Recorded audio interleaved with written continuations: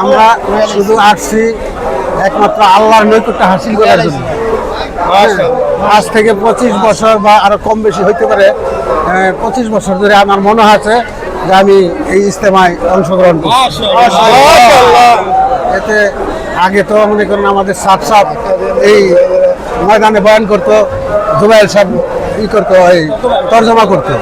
ওই সময়তে আমরা এর আগে থেকে আমরা এই ইজতেমায় আসি এবং আমরা তো টঙ্গী এলাকার। আরো আমার 65 বছর বয়স হচ্ছে।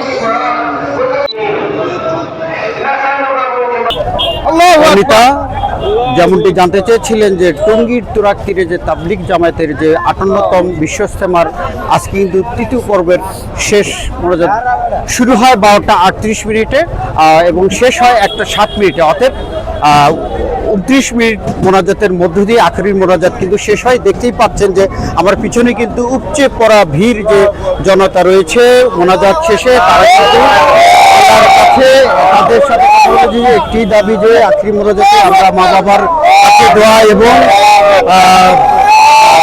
সৃষ্টিকর্তার কাছে এমনটি চেয়েছি যে যাতে আমরা প্রতিবারেই এই আখেরি মোনাজাতে আমরা অংশগ্রহণ করতে পারি। এবং আপনারা জানেন যে এই মোনাজাতের মধ্য দিয়ে কিন্তু সাতপন্দির যে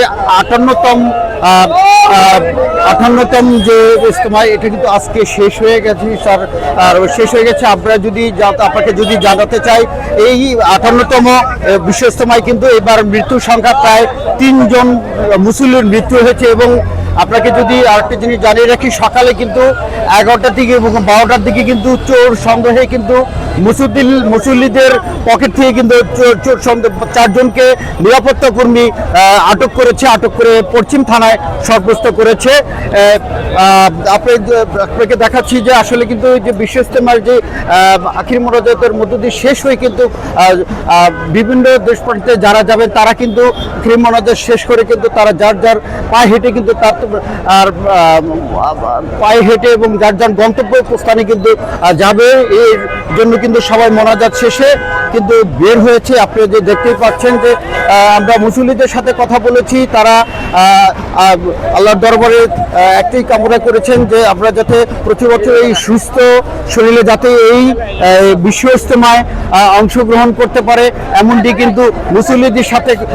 এবং আমরা দেখেছি বিশ্ব ইজতেমার চতুর্পাশে আনাচে কানাচে কিন্তু ঠাঁই দিয়েছে মুসল্লিগণ। তারা মোনাজাতের জন্য যেহেতু ভিতরে অনেকের ঠাঁই হয়নি কিন্তু তারা কিন্তু রাস্তায় এবং বিভিন্ন ইজতেমার ময়দানের আশেপাশে যে মাঠ রয়েছে এখানে কিন্তু তারা অংশগ্রহণ করে তারা কিন্তু এই 58তম ইজতেমার মোনাজাত শেষ করেছে। তো আপনাকে আরেকটু রাখি, আমরা কিন্তু মুসল্লিদের সাথে আসলে কথা বলেছি, তারা কিন্তু তেমনটি জানিয়েছে যে আল্লাহর দরবারে লাখো লাখো শুকরিয়া যে তারা সুস্থ শরীরে এই ইজতেমা ময়দানে এসে আল্লাহর কাছে শুকরিয়া আদায় করে এবং পুনরায় তারা দেশের বাড়িতে পৌঁছাতে পারছে। আপনাকে আরেকটা যদি জিনিস জানিয়ে রাখি, এবার কিন্তু 49টি রাষ্ট্রের প্রায় 1449 জন বিদেশি মুসল্লি কিন্তু এই ইজতেমা ময়দানে অংশগ্রহণ করেছেন। তো অনিতা, এই ছিল বিশ্ব ইজতেমার তুরাগতীরে থেকে বিশ্ব ইজতেমার আখির মোনাজাতের সর্বশেষ খবর।